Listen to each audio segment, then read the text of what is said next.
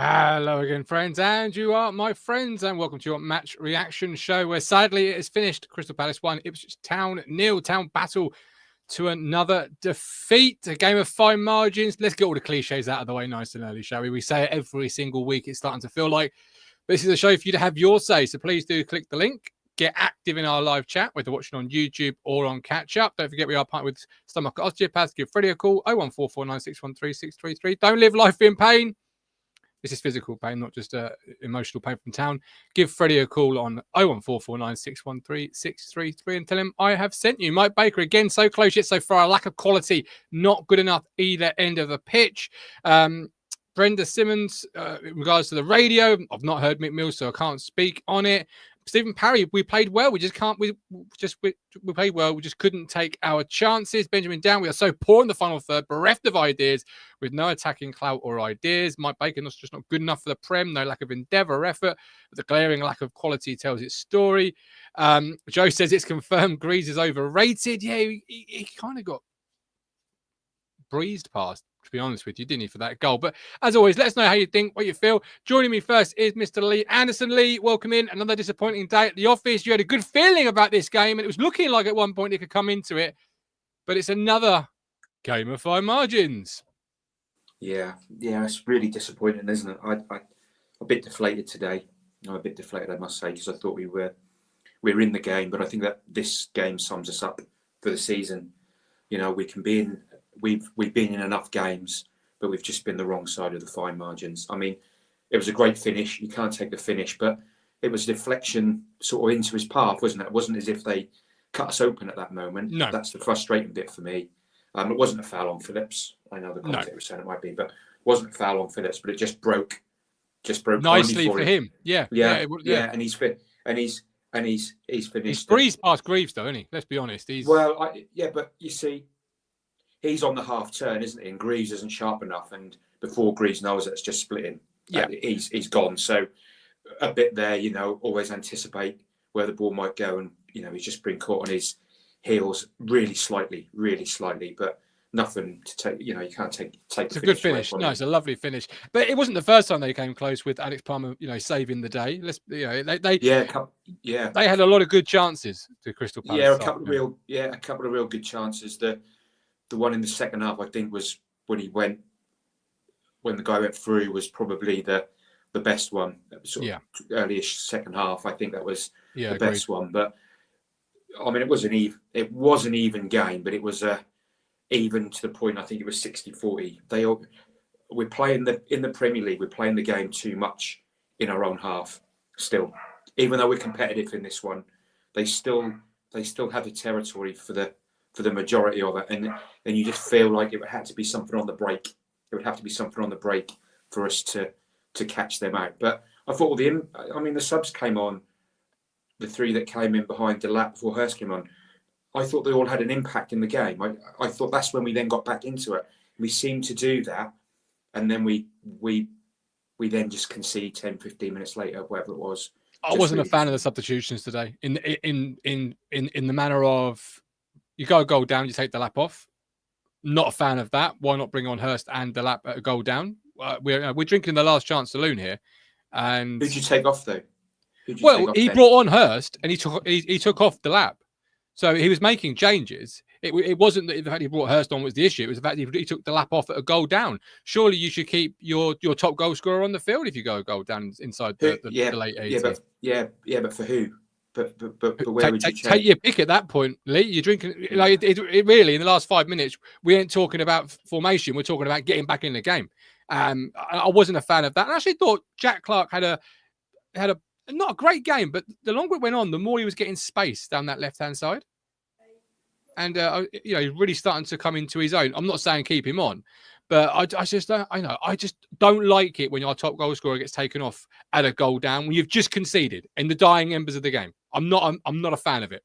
I never will be. I never was, and I never will be. Didn't they say that they were going to change Davis at that point for Townsend? Yeah, and he sat obviously Townsend back down. But Lap scored 10 goals in this league. Lee.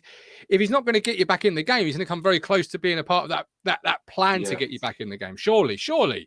I suppose you would take someone different off at the back because who was left to come off in the front row? There was only Phillips was the only other forwardish player that. It'd be a defender, Lee. It'd be a defender with Johnson on the field already, and playing a hybrid 3-5. It'd be a defender. It'd be Greaves, but O'Shea or Wolfie, because you're chasing the game, aren't you? At that point, that's my argument with that substitution, is that you're chasing the game. You need something to get back into it. Like, walking away with a point is much better than walking away with 0. It's not what you want, but it's another point towards chipping away to what you hope Wolves lose tonight, etc., etc. I just feel like if you want goals at that moment, is it wise to take off your top goal scorer? Is it the wisest decision? Yeah. Is it wise to change? Is it wise to change the shape? Because that's what you're saying. And then what you're doing, you're pumping the ball into the box with a few minutes to go. That's, I guess, that would be the tactic. We've seen that before. Be my tactic, yeah. Yes, absolutely. Well, that's a tactic. I mean, that's a tactic that you could play, I guess. But I don't know if the shape's there and we feel like we're making chances. That's always a difficult one to call. I arguably would have gone to a 2-man up front earlier, Lee, than going a goal down. Because the game was there to be won today. It was really there to be won. It needed a little bit of magic or a little bit of luck. They got both, in the sense of the finish was really good, but they got that bit of luck that fell into his lap. But Plan A was only going to take you so far, it felt today, Lee. It really felt, unless you had a blind bit of magic from a free kick, hey, that ain't going to happen from us, is it? Let's be honest. 5 goals from set pieces. I just feel like it needed something to give it that over that line today, because that Plan A was good, but it only got you so far. I think the problem, I think if you're in the Championship and you're matched up player for player, or you've got the better players, I think you can afford to break your shape and your discipline and do that. But I think the balance is when the opposition have slightly better players, and that's difficult decision to make, and that's a real brave call. But yeah, I guess hindsight, you can say that. But McKenna doesn't really do. I think he's done it once. He did it the other week, didn't he? Where we had the Lap and Hurst on at the same time. And apart from that, I don't think he's done it. I mean, you'd probably want to take one of the centre backs off, and I think he did that the other week, didn't he? He had Clark at left back, didn't he, or something, and brought the other striker on. Yeah, you could do that. You could take one of the central defenders off. You could take probably Greaves or Wolfenden off, and just play 2 at the back. And, any one of them. I mean, Johnson couldn't come off. He'd just come on. So that was either one of the back. It was either one of the 3 centre backs as such. I know O'Shea played at the right, or Phillips was probably the only ones left to come off. Yeah, but any one of them in reality, because all you end up doing is you end up putting the ball into the box like in the dying embers of the game, like we were doing, and there's still the same number of bodies that are in the box, and it's hitting the first man, it's being cleared fairly easily. I've got no complaints with our performance, in the sense of we battled really hard today. Just that final last 5, last 10, when we go a goal down, I just really wish today particularly we'd push that a little bit harder, and sort of hit the emergency button, within the game plan, because you went a goal down, you needed to get back in the game. That's my only real bugbear of those substitutions, really. Well, we'd made our forward changes to try to win the game. You could argue it was 0-0 when we had the good spell. They're all positive substitutions. We didn't throw an extra defender on to go for the 0-0. So maybe we've played our hand at 0-0 to try to win the game. You could argue that, because we've swapped the 3 forward players. We've left the Lap on as long as we could. Could he go the extra 10 minutes? Possibly. Is he tired and would just Hurst coming on with the pace, a bit of fresh legs and a bit of pace? Could that have been the moment where he could have got in behind and scored the goal? It's all ifs and buts, isn't it, in regards of that? But I suppose McKenna's now going to come under a lot of scrutiny because we're losing the games. If we're winning the games, then if Hurst comes on for the Lap and Hurst scores the winner or equalises, then McKenna's a genius, isn't he? So, well, of course, but hindsight always dictates the narrative. What did you talk about hindsight? What did you make of the 2 players we spent a big amount of money on this year, Jaden Philogene and Jack Clark? How did you see their performance this afternoon? Well, Clark shows his lack at this stage in his career of his physicality. He's getting knocked off the ball too often, and I think that's all he needs. He had some good moments. He had the chance where he could have put Enciso through, but it went behind him, and poor pass, such a poor pass. I mean, if you're playing in the Premier League, I mean, Crystal Palace had the chance at the other end, and the guy goes through, but Palmer makes the save. Yeah. If that's the other way round, then the ball is into the path, and then Enciso's in on goal, and that's the difference. That small margin of that pass being a yard out has cost a real good goal scoring opportunity. I mean, he could have laid it back. He's taken the shot from a distance. He probably felt knackered because he's made that run. Could he have powered on? I mean, if that had fallen to Delap, he would have probably got the legs to carry that a little bit further. But so Clark, he's just the nearly man again. He had some moments, but the game was quite open today, so he had a little bit more freedom. But when it really mattered, he was getting knocked off the ball probably a few too many times. Agreed. And Jayden, well, there's a couple of times they're just not giving him the ball. He's screaming for the ball and he's not getting it.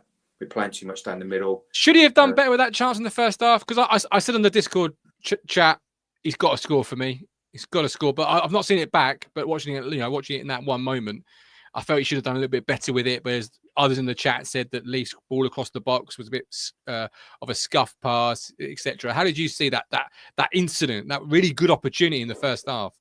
He could have hit it better.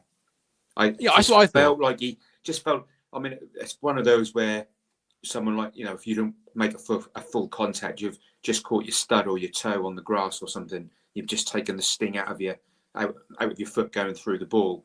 But I mean, if he'd have hit that full crisp, the goalkeeper would have saved it. That would have gone it. That would have gone in. It's just the lack that lack of pace. But he's hit the target. I mean, he's not. I mean, Delap's had a couple where he's blazed them over the blazed a couple over the bar. But yeah, he could have done better with that. But he's hit the target, and it's just a matter of just didn't make that contact. And I think that's the difference in the Premier League. Sometimes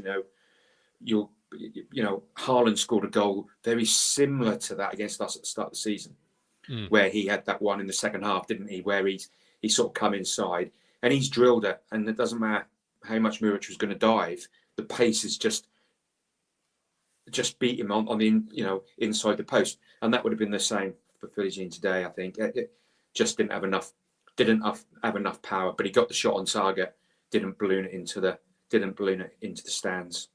But I thought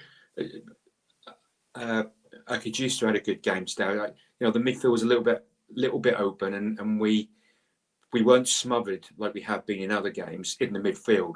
So there was always space for us to play. So I think that helps us, and we didn't get dominated in midfield as such. But we still couldn't get the ball out around the back. Wolfenden just divers on the ball too long for me. I thought he had a really good game today, Wolfenden. Yes, I thought actually, next to the two multi-million-pound defenders, he was probably the better defender today. Defensively, you can't argue with what he's done today, but he's in that pivotal role where he's getting the ball and he's holding, bringing players, letting the player come onto him, but that's allowing all the other players to go get onto O'Shea and everybody else. The ball's just got to keep moving, and he has a little skip and he holds that ball for a second too long before he makes the pass. Yeah. And the pass just makes it to O'Shea, and the ball's always stopped by the time it gets to O'Shea. Well, athletic strikers and midfielders are going to be on you before you get it. The ball's he's just got to move that ball a little bit quicker. And I'm not trying to knock him because defensively it was fantastic. But to keep possession of the ball, when you knock it around the back, you've got to do it quick enough so you can get the ball into the midfielders, so the timing's there. That's the only thing. That's my criticism of him. Yeah, Canal Jack the boy, we've been down for weeks with a defeated squad. No belief that we escaped from the drop. McKenna has lost the shine of previous seasons. Vincent Berg, Clark and Philogene were not good enough signs for Premier League, and a lack of another forward signing in January is criminal. Yeah, that does play into today, I suppose. If you had that third striker, you could have obviously brought Delap or brought two strikers on. I know what you're saying earlier about you've only got the two strikers and you don't know how many more minutes you can get out of Delap, but obviously that third striker would ease that, and you are going to have to play without Delap, which, looking more and more likely is not going to matter that much, but you are going to have to play without him at some point because he will get a booking. He's that type of player, and he's so close. I think the thing is on the striker. I don't know. I didn't see you put that up, but Vincent Clark, who Vincent Bird, sorry. Who could we buy in the January? In the January transfer, I mean, I get this all the time, Lee. But Lee, I get this all the time. Right? But A, we aren't the scouting team. We aren't the analyst team. But B, when you've got no one, anyone that can run is a better option than no one, surely. Well, we've got other players. I mean, Smollett's could have played up there. Broadhead could do it. No, he can't. He's injured. He was injured then. But he wasn't at the time, was he? He wasn't at the time. I'm sure he was. I'm not sure he was. Would you want a striker that you'd take a gamble on, or Enciso? Because you can have one or the other. Take your pick. Because Enciso was our best player by a country mile, and he can't get in to the Brighton team. So that tells you everything about where we are as a squad. And we have to remember with McKenna, people will say, the bubbles burst and everything like that. But I'm just going to go back to the point that what he's trying to get out of the players.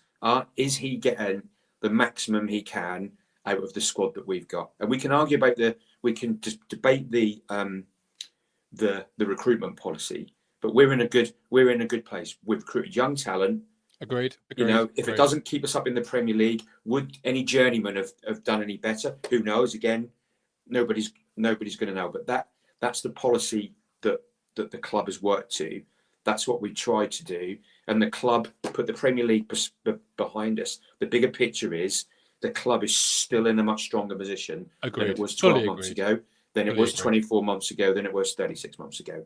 So, talking about who we could have brought in January, I'm not sure we could have done a lot more. And I don't know the purse strings, but who we did bring in. I don't agree with the last bit you just said there. I agree with most of it. Which third striker would have? I mean, the third striker, whoever would that have been? Would we have put two strikers on today? I'm not sure McKenna would. I think he's probably nailed his colours to the mast that we'll just have the one striker and we can get by with two, and people like Broadhead and stuff like that, and Smollett's as backup if we need to if we need someone for the last 10 minutes.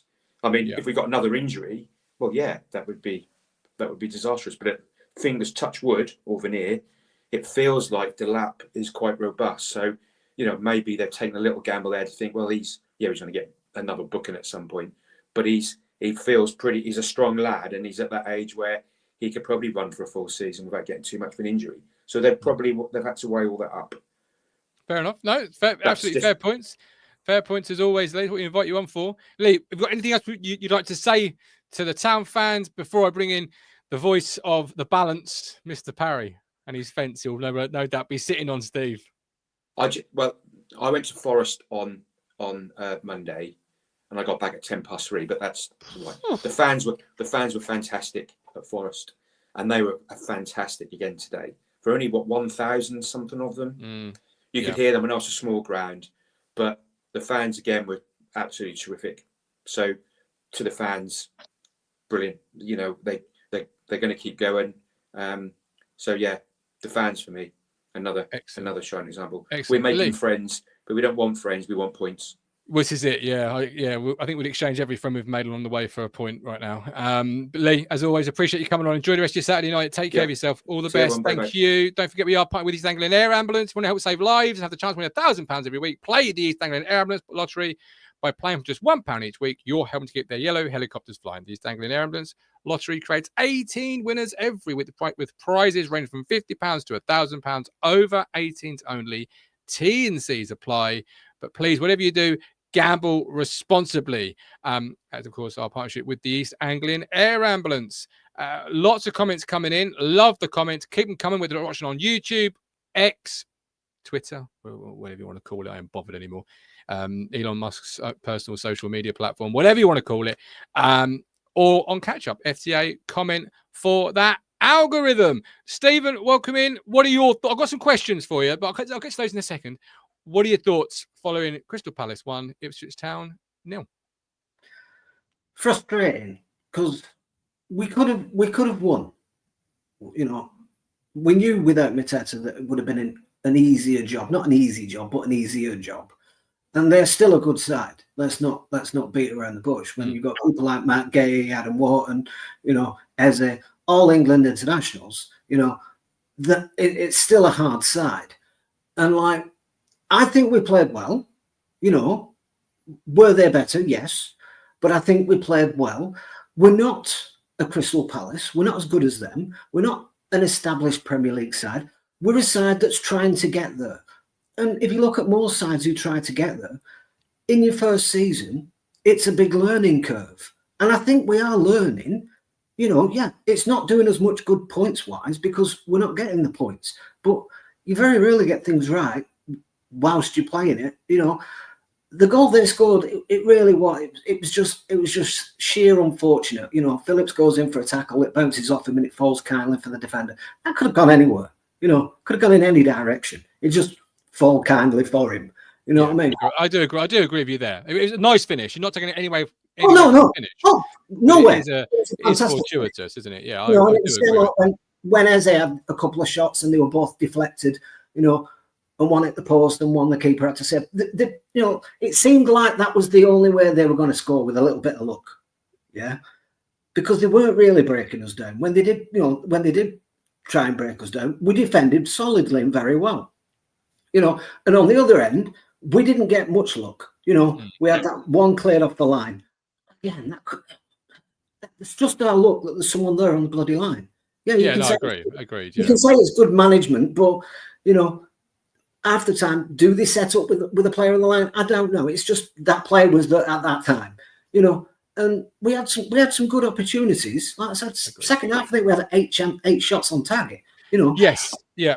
But it was nice. It was tough. It was competitive. We actually gave them a good solid game. All those things, fine margins, whatever cliche, whatever saying you want to bring into it, which has kind of followed us throughout the course of the season, Steve. But the ultimate thing is it's a defeat. Another game we're walking out with 0 points. And I've got a comment here from Canal Tractor Boy, and I do kind of agree with what Tractor Boy is trying to say here. He says whatever three we pick behind the lap does not work.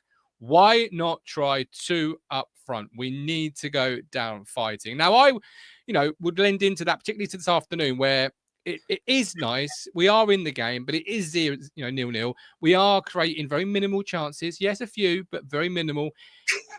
And you haven't really got a form three behind the one striker. So why not, particularly at a goal down, but even before then, break from tradition and go. If you're going to go down trying to land some haymakers. Go down leaving some marks. It's a perfectly good argument to say let's put two up front. But like you saw in the first half, we weren't playing that ball right the way through our team. Yeah, you take one away from the defence or the midfield, you're giving someone like that more chances. As soon as he picks the ball up, there is more space for him to play a killer ball through. You've got to try and keep players like that, so they can't do what they know they can do. And if you take players out from defence and midfield, it gives them more opportunities to do that. Mm-hmm. Yes, it takes away from our attacking threat. Yeah, but we still had an attacking threat. If we had no attacking threat, that would be a perfectly good argument. But you can't have eight shots on target and say, well, we didn't, we should have gone two up front. We've had two up front and not had 8 shots on target. That's 8 shots is just in the second half alone. It's not including the first half, So the top and bottom of it, I think we had the chances. We just didn't do anything with them. One thing that's really frustrating me, yeah, and I love him to bits, yeah, and I think he's a wonderful player, but I think it really shows his naivety, yeah. Sometimes Liam Delap can be the greediest person in the world. He gets the ball up, even though the shot's not on, yeah, because he scored some screamers. There's an easier pass. He won't take it. He'll have a crack, yeah. And I love him, but it's frustrating. You see someone in the middle, he's there, just pass the ball, and it bang it over the bar. And you think well, that's just wasted a chance. Would it have gone in? I don't know. But I always think to myself, if you see someone in a better position, play it. And a lot of players have been guilty of that. We saw the same thing at Southampton when Cecil was in space.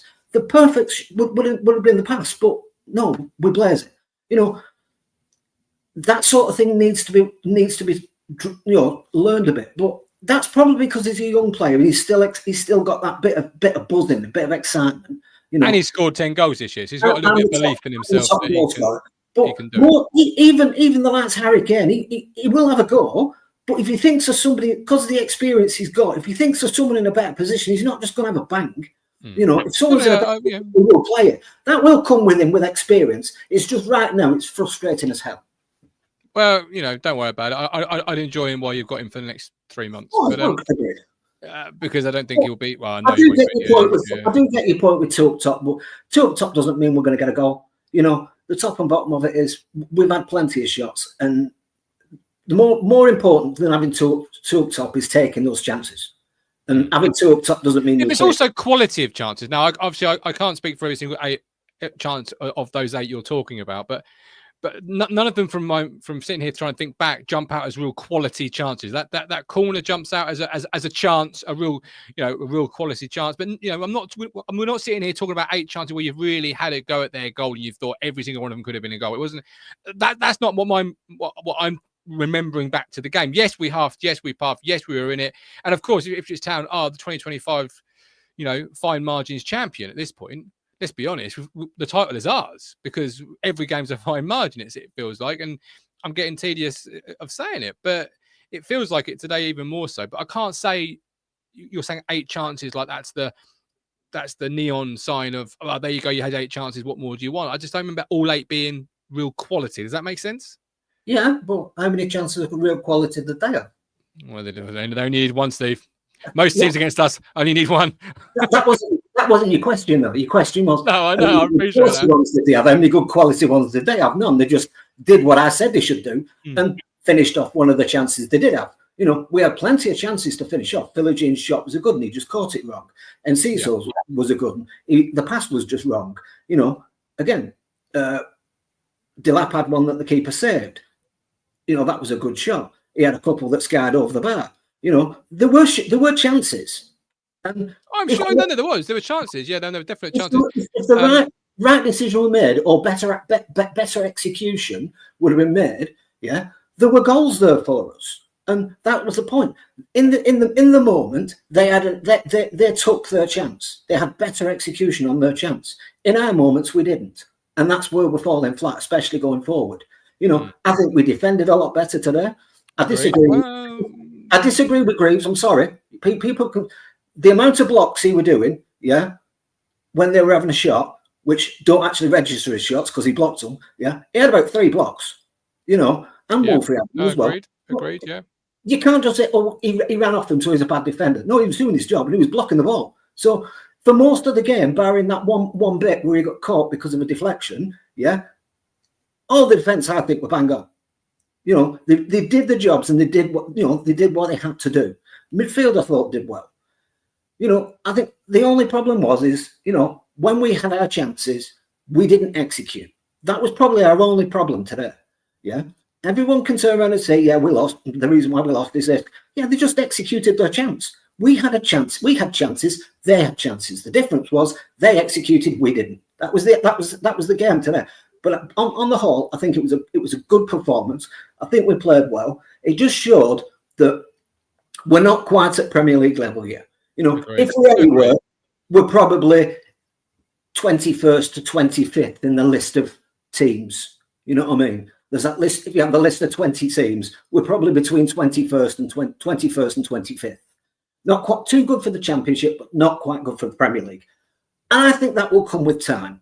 You know, these players will get more experience from this. We'll look to see where, we can improve. We will add and improve. And every team is an evolution. You know, you don't suddenly become a great side unless you're lucky enough to be like Man City or Chelsea and, can build a side when there's no such thing as FFP, Yeah, no, I do follow you. Evolution. And it will take 2 or 3 seasons to get a side where everyone's a little bit more on board and everybody clicks in the right area. There's still, like I said, there's still players who I think are learning the role, learning the league. You're talking about Philogene and Clark. I still don't think they're ready yet. They're not fully cooked, as you might say. Maybe they needed if they were in a Premier League team, they probably would have been loaned down to the Championship. That's where we are right now. They're too good for the Championship, but not quite good enough for the Premier League. But on the whole, disappointing. And that's why I think there's a lot more disappointment than anger for a team that's obviously going to potentially 99% going to get relegated, because like games like today happen where you can absolutely see that they're giving their all. They've given everything in that 90, but they're just not quite good enough at this level yet. And as a fan, all you ask is that they give that. You know, it's when you lose and you feel like they could have given more. I think that's where the anger comes in with fans, because you're like, oh, well, you know, why didn't you do this? Why didn't this happen? Why did they do this? Why was that? Well, I think today everyone can see, or I certainly can. I can't be for everybody, but from my point of view, Steve, is that they gave everything. They worked their socks off. But it's just like many other games this year. We're just not good enough. We're just not good enough. That game, if you played it 10 times, you'd probably have, say, 4 draws and 2 wins on each side.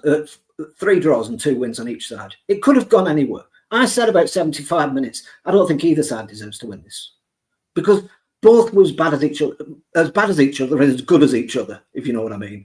I don't think anyone deserved to win it, but they just had the one lucky break and they got the winner. You know, that was it, really. That was the defining feature of the game, you know, because they attacked, we attacked, and we were both solid in defence. So it wasn't, you know, I don't think a massive, like I said, I'm frustrated. I'm not disappointed, because I think they did the best. And that's all I can ask them to do. You know, I've always said it. I can accept losing if players try to do the best. And that's what we did. So I can accept the defeat. Will we go down? Yes. You know, but the top and bottom of it is we go down knowing we've tried. I think, like I said, I still think we went up too early anyway. Yeah. I said that last season. You can't go up too early. You go up when you know, we were too good for the championship. No, too good. I say we went up too early. Yeah. I say that is the fact that we weren't ready. Yeah.